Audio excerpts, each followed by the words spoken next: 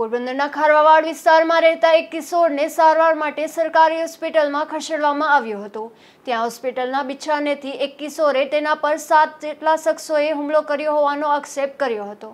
પોરબંદરના ખારવાવાડ વિસ્તારમાં રહેતા જેનિસ નવનીત સિંધવ નામનો કિશોર હાલ સરકારી હોસ્પિટલમાં સારવાર લઈ રહ્યો છે।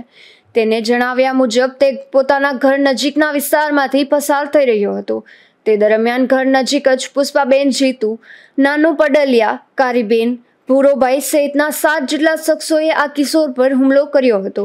આ હુમલામાં ઈજાગ્રસ્ત બનેલ કિશોરને સારવાર માટે પોરબંદરની સરકારી હોસ્પિટલમાં ખસેડવામાં આવ્યો હતો। તે ભૂરોભાઈ હતો, એક એની બેન હતી, એની મમ્મી, એના બીજા મમ્મીના બેન હતા ને એના બે ભાઈઓ હતા। એ ટોટલ કરીને 7-8 જણા હતા। એ 7 જણા મને ભેગો થઈને માર્યો।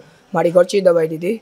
ગળચી દબાઈથી હું બેભાન થઈ ગયો હતો, એટલે મને ભાન હતી નહીં ને એ ભાઈ હતો ને જે મેન ભૂરોભાઈ કરીને એ મને ઘા કરી દીધો, પગમાં ઈજા પહોંચી।